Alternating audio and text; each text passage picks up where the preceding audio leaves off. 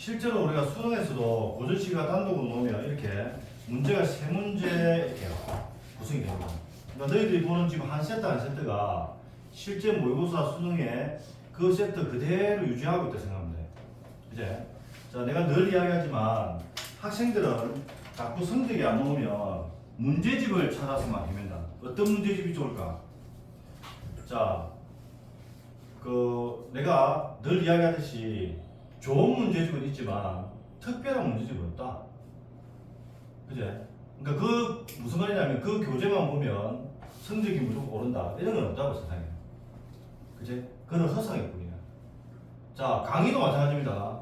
좋은 강의는 있지만 그 강의만 들으면 자기 성적이 오르는 강의는 없어요, 세상에.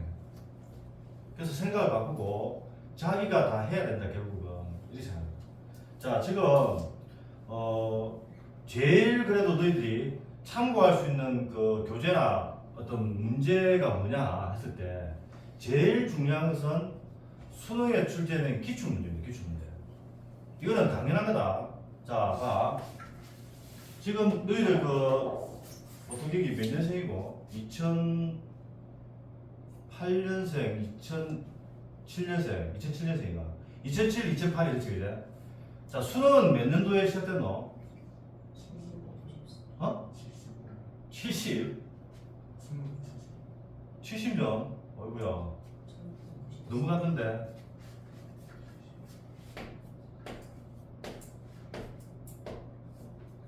자, 1994. 실제로 치러진 것은 1993년인데, 우리가 대입시험은 자기가 입학했을 때 학년도 하잖아. 그러니까 올해 수능 몇 학년도? 2025학년도가 되는 거야. 지금 2024년인데, 실제로 우리가 대입을 이야기할 때는 1년을 올려가지고, 그러면 1993년에 수능은 시작됐고, 그냥 우리가 편의상 1994학년도 수능이다라고 이야기합니다. 자, 근데 94학년도 시험은 1차가 있었고, 2차가 있었다. 쉽게 말해서 원전도, 수능 원전에는 1년에 수능이 2번 치러졌다는 거예요. 한 번의 시험으로 그 학생의 그 능력을 측정한다는 게 너무 가혹하지 않느냐 해가지고 2번 했는데 2번 하니까 더 가혹해져 버린 거예요. 그리고 실제로 시험 한 번 치르는데 어떤 경제적인 어떤 것도 많이 그래. 돈도 나도 뭐 정확한 금액은 모르겠지만 거의 천문학적인 숫자가 이제 투자된다. 그 돈을 뜯어서 일단은 원년도에만 2번 치러주고 그 다음 이듬해부터는 1년에 한 번씩 지금 치러주고 지금까지 이어지고 있습니다. 그래서 여기서부터 해서 우리 어디까지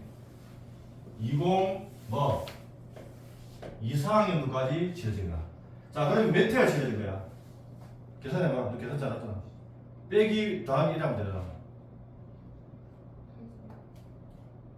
31인데 94학년도에 2번 치러진 게 32 아니가? 맞지? 지금 32회. 실제로 32회의 수능이 치러진 거야. 나이가 32살이야, 32살. 31살, 32살이지. 너희들보다 나이가 많지? 이제 30대. 자, 이 말을 뭘 때문에 하느냐. 이제는 문학도 그렇고, 비문학 독서도 그렇고, 그제? 출제될 유형은 거의 다 출제됐다라고 이야기하고 싶습니다. 자, 다시 조금 더 급제를 가보자. 자, 지금 이게 지금 수능의 역사인데 이 수능을 출제하는 기관이 어디야? 줄여서 평가원입니다. 정확한 풀네임은 한국교육과정평가원인데 이 평가원에서 여러분 그 수능 시험을 출제하고 있습니다. 출제 기관입니다. 그제? 그러면 여기서 출제하는 시험이 가장 중요한 시험이라는 거예요. 자, 평가원에서 대입과 관련해서 시험 치는 게 두 가지가 있는데 하나는 자 수능입니다. 수능. 실제 수능. 그제? 11월 셋째 주 목요일, 11월 둘째 주 목요일 좀 바꿔가면서 그지? 올해는 11월 둘째 주 목요일, 11월 14일 날 수능이 치러지는데 어쨌든 이 수능 기출을 평가원에서 출제했고 또 앞으로 출제할 겁니다. 그 다음에 혹시 또 뭐가 있어? 하나 더 있어. 혹시 알았어? 고1이나 고2는 보지 않는데 고3만이 보는 시험이 있어. 그걸 이름하여 우리가 모의평가라는 이름을 씁니다. 모의평가. 너희들이 보는 것은 모의평가가 아닌 거고 학평이다. 학평. 전국 학력평가. 그러니까 시도교육청에서 보는 뭐 전국 학력평가고 고3이 3학년 돼서 전국 학평시험도 시도교육청 학평시험도 보지만 평가원에서 보는 모의평가라는 것을 고3에 올라가면 고3이 되면 두 번을 줍니다. 몇 월? 6월달하고 몇 월? 9월달 두 번을 본다. 그러면 실제로 그제 평가원에서 1년에 몇 번? 몇 번? 3회 시험을 출제하는 거예요. 3회. 1년에. 그제? 3회 출제. 선생님도 지금 검토를 해봐야 되겠지만 육모 부모에 대한 역사가 내가 역사에 대해서는 내가 언제로부터 처음부터 그랬는지 내가 한번 다시 확인해 봐야 되는데 어쨌든 1년에서 한 번, 3번 그리고 곱하기 하면 뭐가 되나요? 96 되나? 원년부터 하나라도 96이 되죠? 이건 내가 확인해 볼게. 다시. 자, 96회.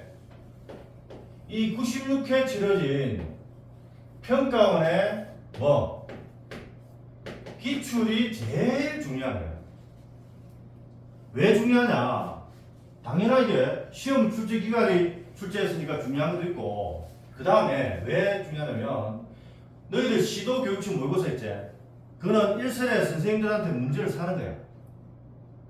문제 잘 내는 선생님들이 있거든. 그 선생님들한테 문항을 산다고. 그제? 문항을 사가지고 출제를 넣는 게 1선 교사들이 합니다. 자, 근데 그 시도교육청의 모의고사는 뭘 모방해서 문제를 만들겠네? 이걸 평가로서 만드는 수능기준 얘가 모의평가를 패러디, 모방해서 만드는 겁니다. 사설 모의고사 뭘 모방해서 만들겠어? 그나마 이거 시중에 나와 있는 각종 다양한 엄청나게 많은 문제들이 어디 뭘 모방했네? 그죠? 오리지널 가지고 공부하라고. 가리지널 가지고 공부하지 말고. 그러니까 모태가 되는 걸 가지고 공부를 하는 게 가장 뭐고 정확하다고 해요. 결국은 다 학평이든 시중의 문제집이든 여기가 모태라는 거지. 그치? 그래서 우리가 고3이 되어서 기출 분석을 하는데 사실은 기출 분석은 1학년 때 해도 상관없습니다. 그치? 그래서 언제 하는가 보다는 이 기출 분석을 뭐 때문에 하는가라는 것을 알아야 되는데 조금 이따 내가 이야기하기로 하고 지금 이 너희들이 지금 보고 있는 이 책 제목이 수능 특강이라는 교재야. 이는 고3에 대해서 학교 1학기 내신 시험 범위도 들어간다 동시에 그의 뭐 수능 연계 교재야. 연계율이 몇 프로? 50%. 연계율 50%가 이게 결코 작은 게 아닙니다. 어쨌든 50%.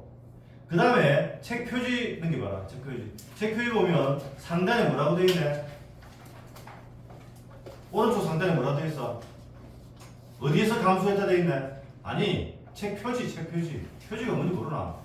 상단, 오른쪽 상단. 넌 없나? 내 책에는 있는데. 오른쪽 상단에 뭐? 감수 되어 있지, 감수. 어디서 감수했다 되어 있네? 평가원이지, 평가원.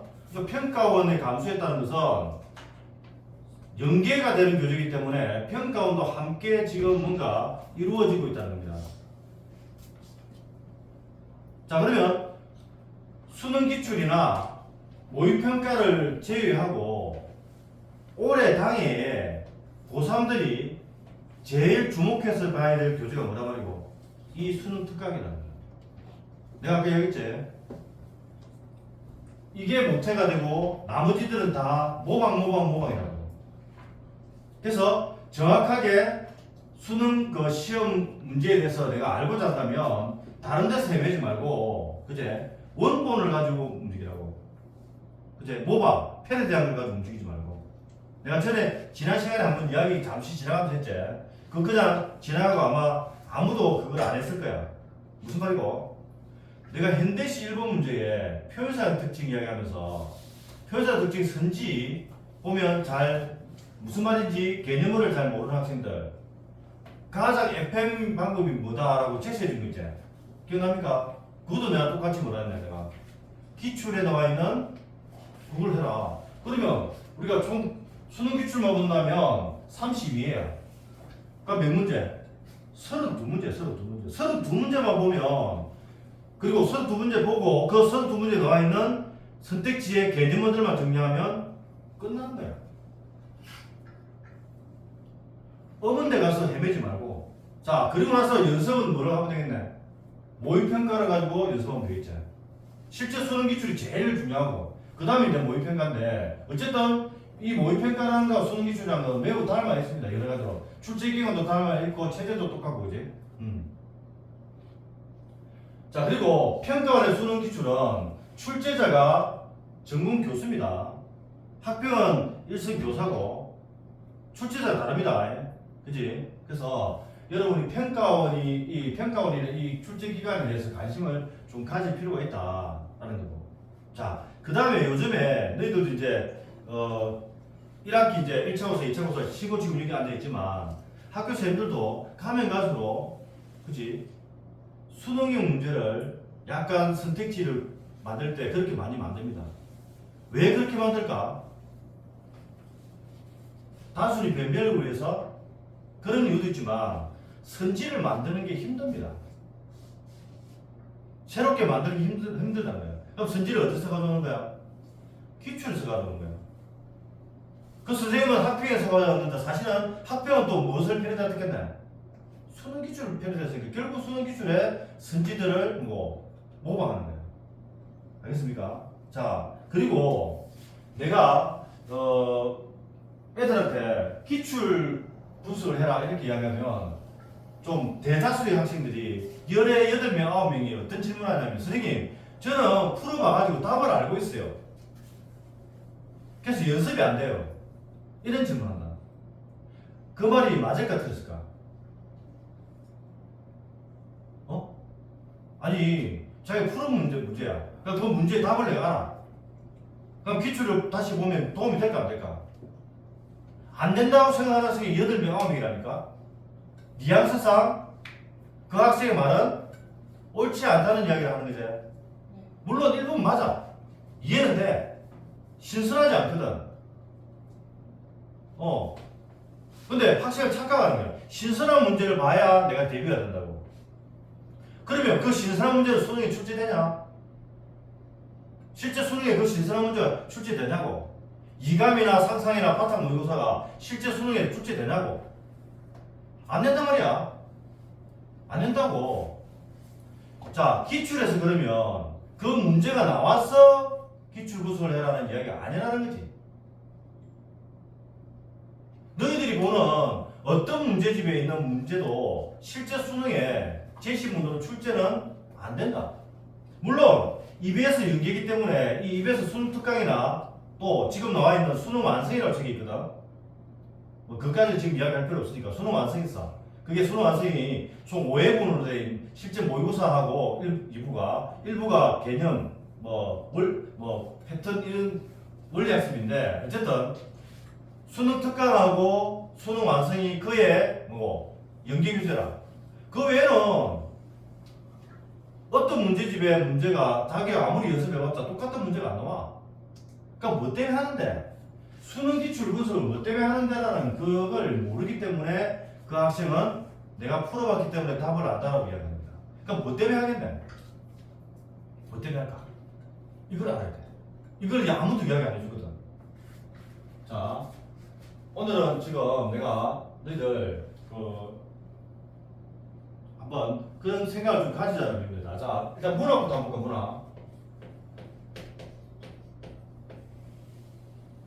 문학에 보면 우리가 지금 현대소설, 고전시, 고전사문 이렇게 보잖아. 할 때 아까 제가 중국 때는 이야기지만 문학에서 기출을 말하는 것은 뭘 말하는 거고, 예를 들어서 현대시다. 뭘 말하는 걸까? 뭘 말하는 걸까? 자, 문제 구성을 말하는 거예요. 다음 거 물어봅니다. 이건 당연히 아는 거지. 제시문 현대시 단독 놓으면 가나 2개 놓고, 선생님 항상 2개 놓습니까? 현대시 단독이면 항상 2개야. 딱 정해져 있어요. 고정이야. 아무것도 그런 현대시 수능에 몇 편 출제됩니까? 이런 시험에는 안 오지. 하지만 시험 치러 가는 학생이라면 그런 사소한 거라도 정확하게 체계를 잡고 가야 된다고. 우리가 그 대상을 정확히 알아야만 그 대상을 극복할 수 있거든. 맞잖아. 그래서 너희들이 지금 45문제 세대입니다. 수능이 지금 역사가 이렇게 됐는데 그 사이에는 65문제 시절도 있었다. 60문제 시절도 있었고 너희들 바로 앞에가 50문제였습니다. 50문제 때까지는 너희들 때는 없었던 뭐가 있었다. 국어 듣기평가가 있었다. 듣기평가. 1번부터 5번까지가 듣기평가였어. 그러니까 듣기평가 5문제가 없어진 거예요. 지금. 그리고 지금 45문제 체제로 지금 풀고 있는데 50문제였을 때는 현대시가 한 세트가 시가 3편이 나왔다. 그 3편이 되듯이 한 편 줄여가지고 지금 2편이 된 거예요. 자, 그러면 현대시가 나오고 좀 당하겠지만 현대시가 나오고 딸린 문제 3문제 뭐 4문제까지는 지금 안 나오겠죠. 그죠? 문제 수가 문학에 배정된 게 17문제밖에 안 되니까 17문제 중에 현대시가 3문제가 됩니다. 이 3문제 중에서 너희들이 뭘 봐야 되냐면 1번, 2번, 3번 문제 유형 어떻게 문제가 되고 있는지를 봐라는 거예요. 자, 실제 수능에 나오는 작품이 달라져 버리면 위에 글은 달라지겠지. 하지만 그 위에 글에 딸린 1번, 2번, 3번 문제 패턴은 변하지 않는다는 거야. 그럼 기출을 말하는 것은 제시문이 어떻게 나올 것인가 말하는 게 아니고 1번, 2번, 3번 문제와 보기의 구성 그제? 그지? 그 패턴을 말하는 거야. 그리고 구체적으로 말하면 아까 이야기했듯이 표현상 특징 문제 같은 경우에 너희들이 그 문제를 왜 자주 틀리냐면 1, 2, 3, 4에 나오는 그 개념어를 정확하게 자기가 모르기 때문이야. 모르고 또 그 개념을 가지고 시에다 적용하는 걸 충분히 연습을 안 했기 때문에 틀리는 거야. 그게 2점이 2점. 100점 만점에 2점이라고. 전에 얘기했지? 그 2점은 당락을 결정하는 점수라고. 왜? 자기가 지원하는 대학의 경쟁자는 별 차이가 없어. 실제 경쟁자는. 아주 작은 점수로 결정되기 때문에. 자, 그래서 문학의 1번의 표현상 특징, 2번은 어떤 시의 의미나 그제? 어떤 구절의 의미를 묻고 기억부터 미역까지 하고 그제? 3번은 보기 주고 보기 바탕으로 윗글을 감상하는 그런 문제다. 자, 그런 패턴으로 되어 있다는 거예요. 예를 들어서 그 현대소설 같은 경우에는 1번 문제가 뭐냐면 서술상의 특징 문제입니다. 서술상 특징 문제가 뭐냐면 대표적으로 시점에 관한 문제예요. 그동안에 수능에 제일 많이 나왔던 게 시점인데 이 시점 모르는 사람 없어. 그러면 뻔한 시점 문제를 잘 안 내겠지? 약간 변형시킨 것들이 있겠지, 그제? 예를 들면 뭐 선택지 시점이라든지, 그제? 그 다음에 거리 문제 처음 들어봤을 거야. 소설의 시점과 관련된 개념 중에 아주 어렵고 중요한 개념인데 그게 거리 문제입니다. 예를 들어서 서술자와 인물 사이의 거리, 그제? 서술자와 독자와의 거리 이렇게 하는. 그래서 그의 소설이 문제가 어려워지면 대체적으로 현대소설 1번 문제가 어렵다는 겁니다. 어떤 문제? 서술상의 특징. 그래서 현대소설 1번도 현대시 1번과 마찬가지로 거기에 딸린 개념어들, 그제? 개념어, 그제? 그걸 갖다가 정리를 해둘 필요가 있다는 겁니다. 그거는 작품만 달라지지 내가 거기 나오는 무릎 발문하고 선택지는 변화가 거의 없다. 그리고 그거 잘해두면 너 내신 볼 때도 엄청나게 유리하다. 내가 누누이 이야기하지. 열심히 공부했다는 전제하에 서술형에서는 크게 편차가 생기지 않는다는 겁니다. 요번에도 아마 그 경험을 했을 건데 객관식에서 결정난다. 3등급 이내는. 물론 선생님 저는 객관식은 다 맞췄는데 서술형에서 많이 놓쳤어요 라고 학생이 있을 수는 있어. 근데 그거는 좀 일부고 대다수의 학생들이 공부를 열심히 했다는 전제하에서 보면 객관식에서 많이 틀려. 특히 1학년 때, 2학년 때. 왜? 고르는 힘이 없는 거야. 뭔 말인지 알아야, 그제? 적절한지 적절하지 않은지를 판단할 건데, 뭔 말인지 모르는데 판단할 수가 있냐 말이야. 없단 말이야. 그러니까 그런 것들도 지금 동시에 부술 수 있다고. 지금 선생님이 이야기하는 거 연습을 하면. 이것도 다른 거 볼 필요 없어. 뭐 먹으면 돼? 수능 기출. 수능 기출. 하고 좀 더 욕심이 나는 학생은 모의평가. 그제? 고전소설 같은 경우는 뭐냐 하면 핵심은 거기 나오는 인물들이 복잡하기 때문에 학생들이 어렵게 느끼지는 거야. 그 고로 되어 있는 거 아니거든. 선생님, 그래도 지금 쓰지 않는 말들 사용하면 되잖아요.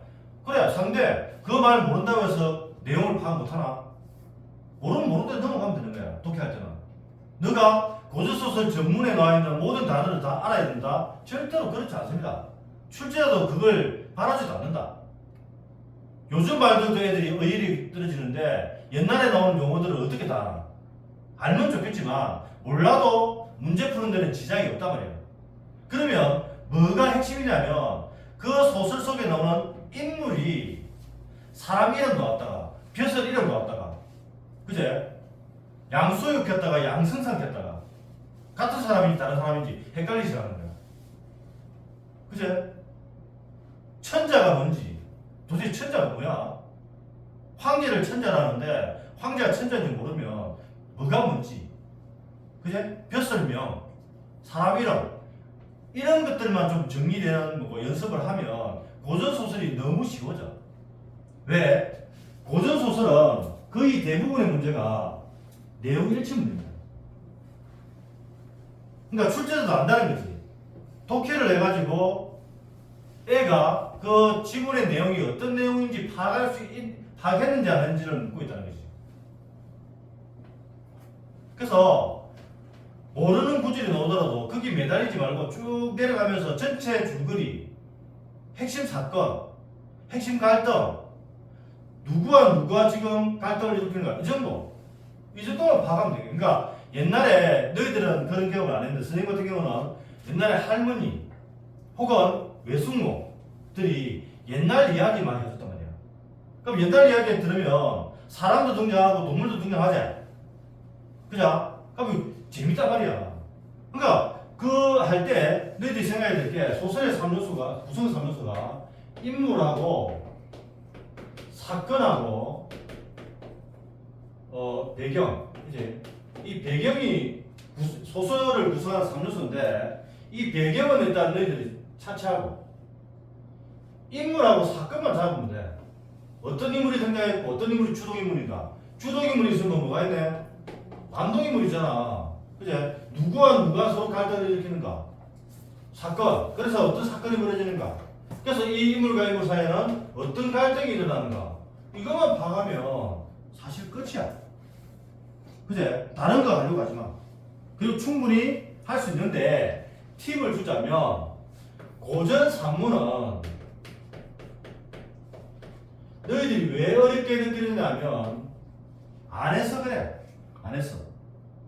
자, 지금 이걸 잘하고 싶은 자, 오늘 7월 며칠이고, 6월, 7월 오늘 14일인가? 맞아? 14일 맞죠?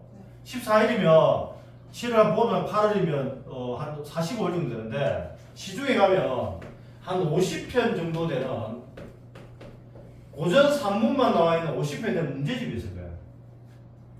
그러면 그대로 모의고사에 나오는 그 분량에다가 문제 3문제든 4문제 나오는 고전 산문만 되어 있는 그런 책을 하나 사가지고 하루에 한 작품씩만 하면 8월 말까지 하면 8월 말 끝날 때쯤에서는 자기가 가지고 있던 고전 산문의 두려움이나 어려움이 많이 해소될 것이다. 왜? 고전 산문은 낯설어서 그래. 낯설어서 익숙해지기만 하면 된다는 거야. 자, 봐봐. 우리가 현대소설과 고전 소설이 있을 때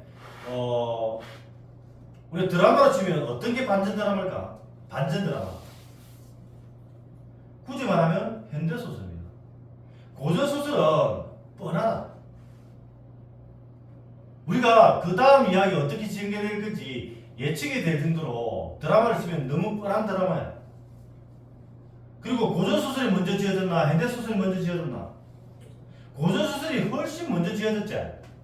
그러면 소설의 창작 기법이 단순하게나 복잡하게나 아주 단순하단 말이에요. 예를 들면 아까 내가 시점 이야기했는데 고전 소설은 사실상 시점이 하나밖에 없지. 뭐밖에 없네? 전지적 작가 시점. 3인칭 전지적 작가 시점밖에 없어. 그게 시대에 변하면서 소설이 발전하면서 뭐 3인칭 관찰자 시점도 나오고 또 1인칭 주인공, 1인칭 관찰자 시점도 나오게 된 거예요. 그러면 서술상의 특징 문제에서는 어떤 게 훨씬 더 어렵다? 현대 소설이 훨씬 어렵다. 그제? 그리고 내용적인 측면도 어떤 심리 소설이나 그제? 그런 것들이 별로 없어. 의식 흐름 기법 이런 것도 없어. 고전 소설은. 그래서 너희들이 안 읽었었는데 이 50편의 작품을 읽다 보면 자연스럽게 앞에 읽었던 내용하고 뒤에 작품하고 뭔가 비슷한 그제 게 계속 반복된다는 걸 느낄 거야. 뭐 가정에서 일어나는 가정의 권력을 쟁취하기 위해서 그제 계모가 그제 원래 뭐 친모 자식 그제 아들 딸을 학대하는 그런 류의 작품들. 그 다음에 영웅 소설들 그제 맞잖아. 그지? 이렇게 묶인다고 자연스럽게. 그러면 나중에는 내용이 거기서 거기구나. 별다른 내용들이 없구나 라는 것을 알게 된다는 거예요. 그래서 고전 산문을 하려면 다른 방법 없어. 자기가 약 한 50편을 지금 좋은 시기잖아. 딱 지금부터 하루에 마지막에만 한 개씩만 딱 하면 8월 말 되면은 이 고전 산문은 너희들이 내신을 그래서 그렇고 수능을 그래서 그렇고 그렇게 어렵지 않은 파트가 되어버리는 거야. 왜? 문제도 그렇게 어렵지 않아. 자, 우리 현대소설은 아까 서적 특징 문제가 줄이 부탁했지, 그지? 그리고 문제 유형이 어떻게 구성되어 있는가 그만 파하면 문학도 사실상 그렇게 그다음 어렵지 않다. 근데 자꾸 어문 데서 기웃기고 하기 때문에 근본적으로 해결이 안 되는 거예요. 그제? 그래서 고전산문은 익숙해지기 위해서 이렇게 집중적으로 좀 해둘 필요가 있다. 근데 현대소설은 뭐 이렇게까지는 할 필요 없습니다. 할 필요 없고. 자, 그러면 이제 고전시가 나왔는데, 고전시는 너희들이, 내가 고전시를 언제 애들한테 수업을 하기 시작하냐면, 대표적인 때가 중학생들한테도 할 때도 있지만, 전체적으로 시작할 때가 예비고 때 하거든, 예비고 때. 예비고 때 가장 적정한 시기야. 예비고 때 고전 시간을 내가 강의를 하거든. 그래서 고대갈부터 후기가설까지 하는데 거기에 보면 한 70%의 주요 작품들이 나와. 그걸 하게 되면 그 작품은 물론이고 다른 작품들도 해석할 수 있는 힘이 생겨. 그래서 고전 시간은 현대시하고 달라가지고 범위가 있어 없어? 있습니다. 현대시는 범위가 없다 사실상. 왜? 지금 살아있는 생존 작가까지 출제되기 때문에. 선생님이 옛날에 학교 다닐 때는 1930년대 40년대 일제강점하에 지어졌던 저항시들 있지? 그 시들이 대부분 시험 문제 출제 시였어. 근데 지금 여러분의 그런 생존 작가까지 출제되고 있다. 뭐 정호성 씨의 작품이나 그제? 이런 작품들이 출제되고 있다. 그제? 그래서 어떤 작품이 나올 거라 예측하고 공부하는 식은 현대시 작품은 잘못된 방식이다. 왜? 범위가 너무 넓기 때문에. 그러면 어디에 주목을 해야 된다? 어디? 어떤 시간 오든지 간에 시를 분석할 수 있는 그 원리와 그 다음에 딸린 문제 그지? 유형을 자기가 연습을 많이 하면 어떤 시간 오더라도 자기가 거기다가 대입시켜서 문제를 풀어낼 수 있다는 거예요. 그지? 그래서 현대시 고전시는 다르다. 현대시는 범위가 없다라고 사실상 생각하고 고전시는 범위가 있다라고 생각해요. 특히 이 아까 내가 수능 특강하고 수능 완성을 이야기했는데 문학이 연계율이 비문학보다는 높습니다. 높은데 작년에는 좀 달랐어. 작년에는 비문학이 실제로 수능에는 그 3문제짜리 독서 관계된 지문이 하나 나오고 그 다음에 3, 4, 4, 6 그래서 이게 총 17문제죠 이제 6문제짜리 한 지문 그 다음에 4문제짜리 4문제짜리 3문제짜리인데 이 3문제짜리는 순수하게 책 읽기 독서에 관계가 되고 이 나머지 3개가 전체다가 연기가 됐습니다. 작년에 좀 특이했지. 킬러 문학이 어쩌고저쩌고 막 떠들었다 이제. 그래가지고 작년에 좀 특이하게 비문학이 일단 연계가 세계 지문이 다 됐는데 어쨌든 문학은 전통적으로 계속 연계율이 높습니다. 특히 뭐는 100%다. 고전 시간은 100%입니다. 고전 시간. 그러니까 고3 너희들 주변에 고3이 있다면 언니, 오빠, 누나 수능 특강하고 수능 완성에 나와 있는 고전 시가가 그대로 연계된다더라. 혹시 모르는 학생들이 많거든. 그제? 이야기해줘라. 100%입니다. 그치? 자, 그러면 문학에 대한 것을 다음에 또 내가 기회 있을 때 이야기하겠지만, 이것도 또한 뭘 가지고 연습해라. 이걸 가지고 연습을 하면 됩니다. 지금 나와 있는 수능 특강도 다 이거 모방이거든요. 알겠지? 이거 모방입니다.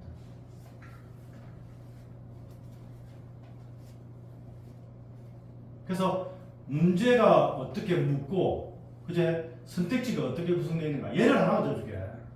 너 현대시 있지, 현대시 보기 문제를 애들이 많이 틀리거든. 그제? 자, 이거 간단하게 내가 이야기하고, 비문학 좀 이야기하고 좀 쉬었다가 우리 본격적으로 진도 나가겠습니다. 봐봐. 현대시 보기 문제를 애들이 많이 틀려. 이게 3년짜리야. 자, 이건 어떻게 구성되냐면,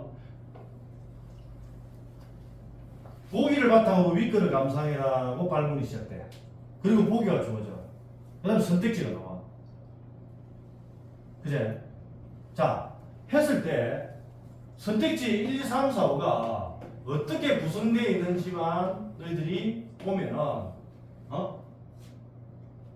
문제를 푸는데 너무 쉬워져. 뭐를 볼 때, 뭘 볼 때, 뭐 볼 때 이렇게 끊깁니다. 선택지. 끊길 수밖에 없어.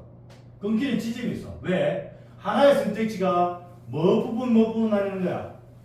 위에 글 부분하고 보기 부분하고 합쳐서 하나의 선택지가 만들어집니다. 그러면 보통 앞부분에는 뭐가 나와? 위에 글의 대목이 나와. 그러니까 위에 글의 시 부분을 가져오는 거니까 그 시 원문을 그대로 가져오나 출제자가 바꾸겠나? 그대로 당연히 가져오겠지. 그걸 바꾸진 않겠지. 그러면 내가 항상 수업할 때 이거에 시비 걸지 마라라고 얘기합니다. 시비 걸지 마라라고 이야기하는 것은 어문대 가서 이제 헛질하지 마라. 헛질하면 시간 보내지 마라. 그럼 이 구절을 하고 뒤에 구절은 뭡니까? 보기에 나와 있는 어떤 부분을 가져오는 거야. 그럼 이거하고 뭐하고? 일치한다면 적절한 거고 일치하지 않는다면 적절하지 않은 게 되겠지. 그냥. 자, 이 문제의 대부분의 문제는 이렇게 됩니다. 자, 윗글의 내용이 이래서 플러스다. 의미가. 윗글 가져온 구절이 플러스야. 근데 설명은 마이너스로 설명해. 이는 적절한 거야, 적절하지 않은 거야? 적절하지 않은 겁니다. 아무것도 아니겠지? 너희들 나중에 이 현대시의 보기 문제 기출 몇 문제? 32문제. 한번 찾아봐.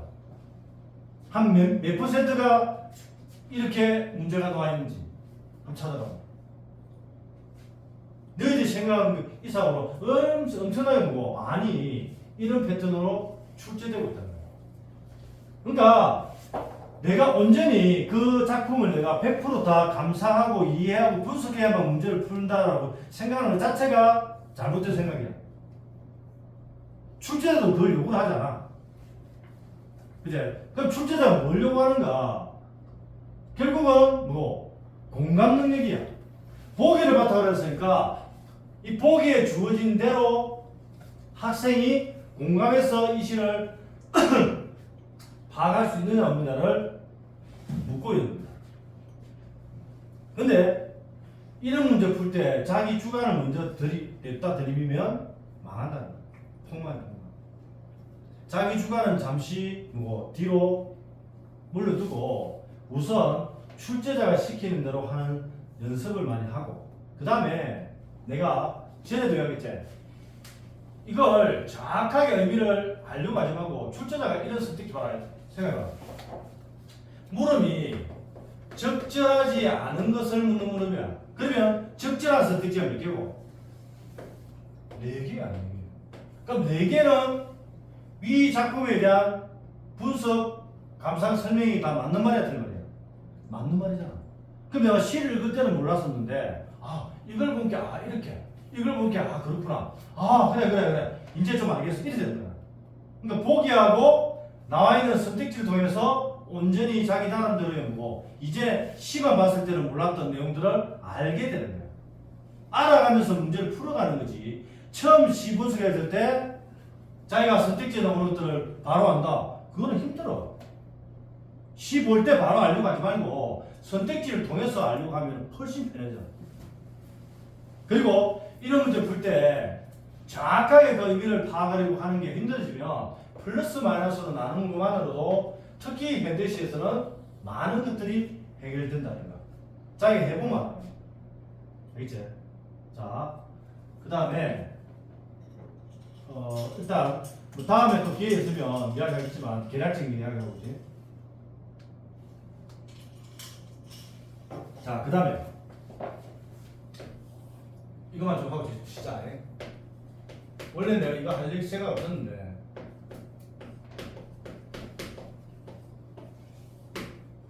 자, 그래서 선생님이 생각나는 대로 블로그에다가 이 비모라에 관계된 글을 올렸어. 엊그제.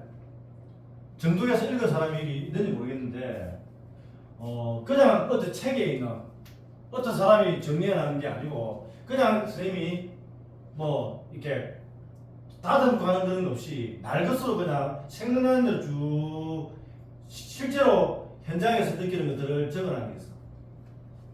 그 블로그 내가 올려놨 최근에 올려놨는데 한번 시간 있는 사람들 한번 들어가서 한번 봅니다. 자, 비문학은 어떤 지문이 나올지 물론 연계됐다지만 지문 그대로 100% 연계된다는 게 아니야. 그 연계된다는 의미가 지문 그대로 되는 게 아니고 지문에 나오는 뭐 어떤 개념이나 그걸 가지고 글을 다시 보고 각색하는 거야. 똑같지 않아. 어쨌든 자, 이 비문학을 우리가 그 기초를 공부한다는 것은 뭘까? 이거에 대해서 먼저 생각을 하고 공부를 해야 돼. 자, 제시문은 애초에 똑같은 제시문이 안 나와. 그래? 그럼 우리는 뭐 때문에 하느냐?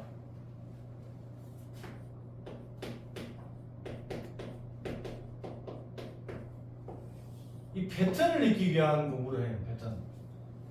이제 자, 선생님이 아까 개념을 이야기하고 했는데 아까 문법도 뭐 있으면 문법하고, 자, 선생님이 해줄 수 강의를 듣고 선생님 수업을 들어가지고 거의 100% 해결되는 것들도 있습니다. 근데 이 비문학만큼은 100% 해결될 수가 없어. 왜 그래?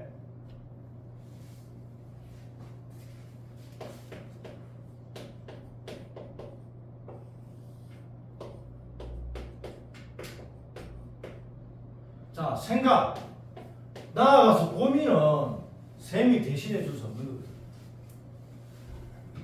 지문을, 자기가 주어진 지문을 지가 생각하고 문제를 고민하고 이걸 내가 대신해 줄 수 있다? 대신해 줄 수 없어. 서리법이 그거다. 설명해 줄 수 있어. 그러면 설명해 줄 수 있어. 근데 독해 자체를 이제 내가 대신 생각해 주고 고민해 줄 수 없다는 거야.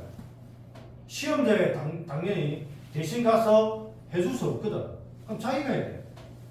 요즘에 애들 뭐 문해력, 독해력이 떨어진다는데 그 주범이 바로 누굴까?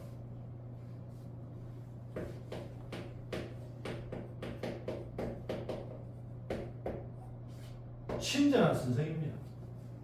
친절한 선생님들이 독해력을 망치는 주범입니다. 물론 그런 의도로 그렇게 하시는 건 아니겠지만 결과적으로 볼 때 학생들의 독해력을 지금 망치고 있는 바로 사람이 친절한 선생님입니다. 무슨 말이냐? 너 비문학이라면서 결국은 너 학교에서 배우는 과목에 사회 과목 있지? 사탕 과목 이제 과학 있지? 이제 이게 주로 이게 주로 뭐 비문학 지문입니다. 요즘에 쌤들이 학교들 하고 있는 쌤들이 요약본을 가지고 수업을 한단 말이에요. 자기가 뭔가 해야 된다는, 내가 아무것도 안 하고 교과서만 하면 뭔가 애들한테 뭐 제대로 수업을 안 한 것 같아가지고 자기들 나름대로 아주 뭐 이렇게 그지 도식도 만들고 해가지고 요약본을 직접 만들거나 혹은 뭐 책을 갖다가 복사하거나 해가지고 편집해서 학생들이 제공하다 보니까 교과서를 읽으면서 공부를 하는 게 경우가 많이 없어져 버렸어. 너 비문학 지문 연습에서 제일 좋은 것 중에 하나가 사회 교과서, 과학 교과서 읽기야.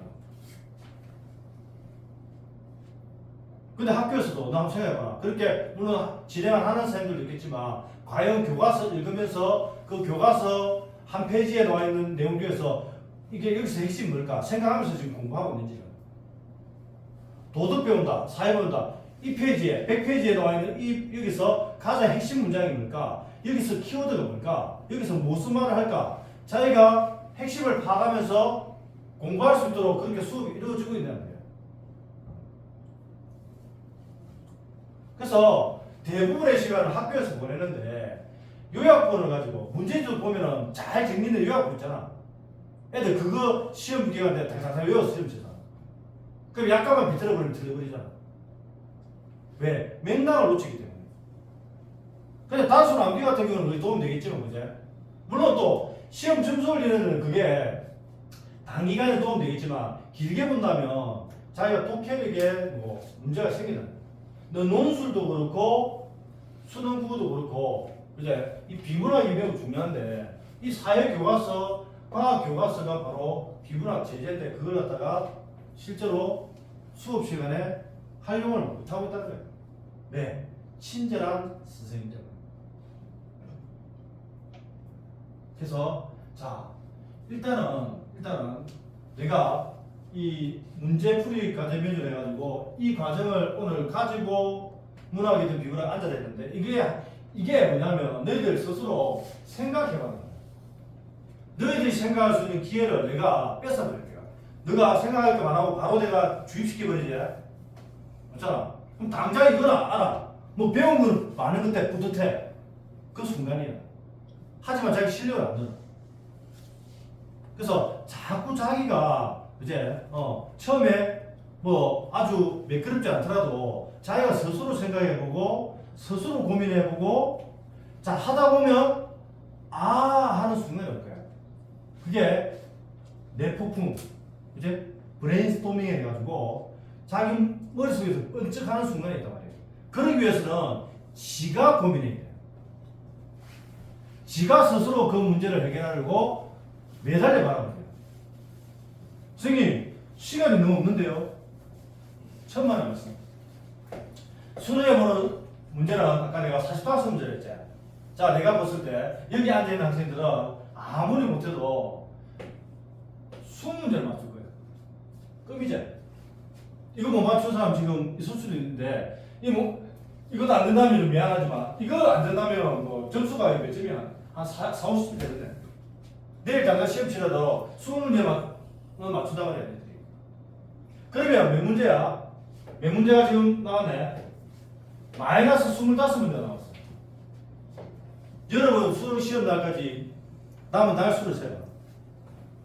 대충 며칠 정도 될 건데 1학년 같은 경우는 며칠 정도 될 것 같아? 대충 1학년 며칠? 800일? 800 나누면 돼. 800 나누면 뭐 한 문제당 며칠이 돼? 며칠? 한 3일 되나? 3일 더 되나? 3, 5, 15. 한 3일 정도 되지? 한 문제당 3일이야. 30일인가? 30일. 한 문제당 30일이야. 맞지? 한 문제당 30일. 한 문제 해결하는데 30일 시간이 있는데 왜 시간이 있다는데?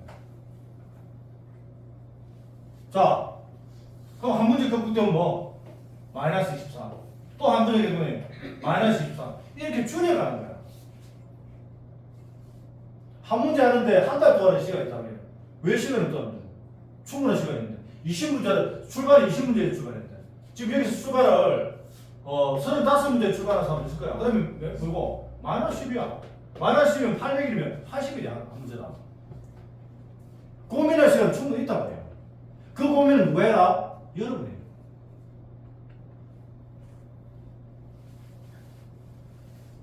그제? 지가 독해 안 되면 통으로 다 달리는 거야. 달린 문제. 독해하는 거는 선생님이 심어줄 수가 없어. 뭐 이식을 시켜준다. 시켜줄 수 있다면 이게 이식이 안 돼. 그건. 각 문제에 대한 패턴이나 문제풀이 접근이나 독해 요령이나 이런 것도 다 해줄 수 있지만 새로운 질문이 나왔을 때 생각하고 고민하고 문제 푸는 거는 너희들이 해야 된다고. 그건 아무도 도와줄 수 없어. 앞에서 이야기하던 선생님 이야기를 듣는 데서 바로 너희들 그렇게 되는 게 아니라는 거야. 그 자기만이 할 수 있는 거야, 자기만이. 그래서 이 생각하고 고민하는 이게 제일 중요하다. 이 패턴은 선생님이 다 알려줄 거다. 그래서 선생님이 해야 될 것들은 다 해주는데 그럼에도 불구하고 그게 완성이 안 되는 이유는 자기가 해야 될 것들을 안 하기 때문이에요. 그리고 그 다음 학교에서 옛날에 교과서를 가지고 수업하던 그런 시절이 아니고 그러니까 요약본을 가지고 하다 보니까 이 독해하는 연습이 잘 안 돼. 그제? 그리고 여러분 지금 위치가 지금 2학년, 1학년이잖아. 1학년 같은 경우는 입학하자마자 1학기 또 2학기 시험이 보통 어떤 거냐면 문법 아니면 문학이야. 비문학이 시험 보면 거의 안 돼간다고. 학교에서도 거의 안 달아. 수능에 비문학이 어렵다던데 입학해가 1년 동안을 비문학을 아예 공부를 안 하다시피 한다고. 자기가 개인적으로 하지 않으면. 2학년 되제 2학년은 한 학기는 독서 과목을 합니다. 또 한 학기는 안 하죠, 그제?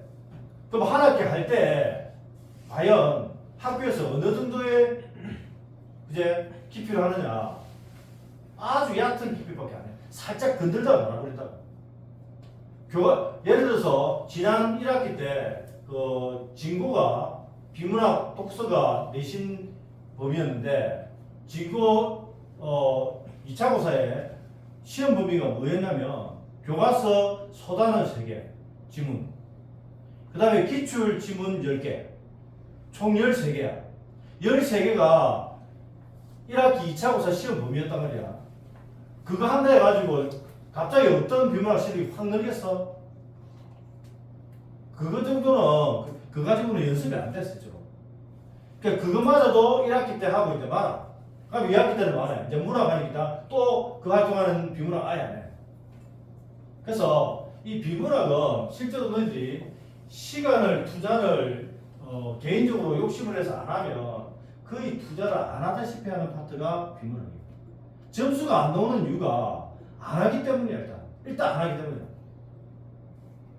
또 설령 한다 하더라도 생각하고 고민하는 공부를 안 하고 너무 쉬운 공부를 하는 거예요.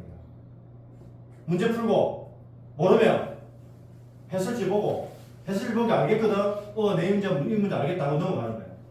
사실 아는 게 아닌데 다음에 문제 풀고 또 틀리거든. 그래서 내가 검토자가 이 지금 아까 얘기했을 때 25개를 틀린 학생도 1학년 기준으로 했을 때는 한 문제당 30일 했으니까 오늘 내가 봤는데 그 문제 모르겠어. 그럼 오늘은 끝날 게 아니고 내일도 보고 그제? 한 3일 후에도 안 다시 보는 거야. 처음에는 안 보이게 나중에 반복해서 보면서 뭔가 새로운 것들이 보이기 시작한다. 하면서 깨달음이 생기고 그제? 근데 이제 성찰의 과정을 겪지 않으면 절대로 깨달음이 올 수가 없거든. 그래서 일단은 문학이든 비문학이든 선생님이 해줄 수 있는 것들은 내가 다 해줄 거야. 근데 내가 해줄 수 없는 부분은 안타깝게도 생각하고 고민하는 부분이야. 이거는 너희들이 해야 돼.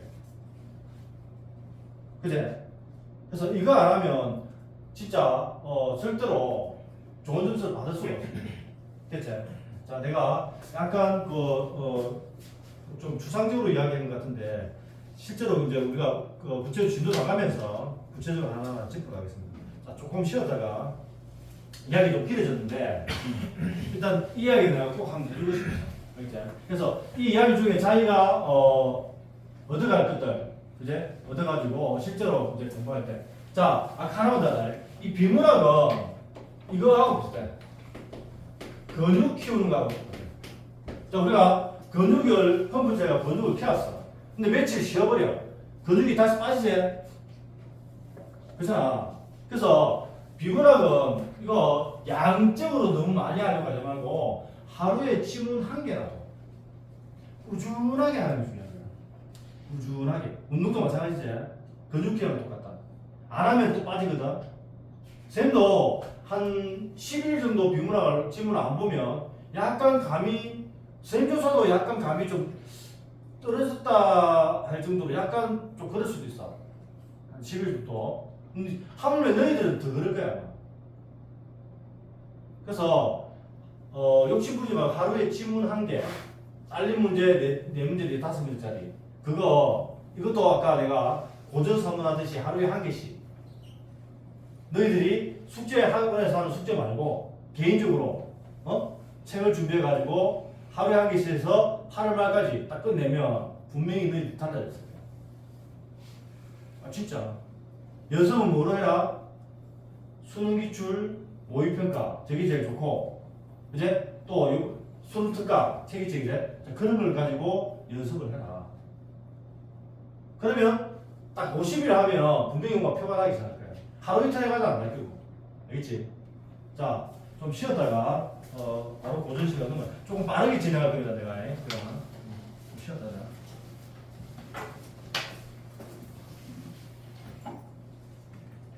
화장실 갔다 오고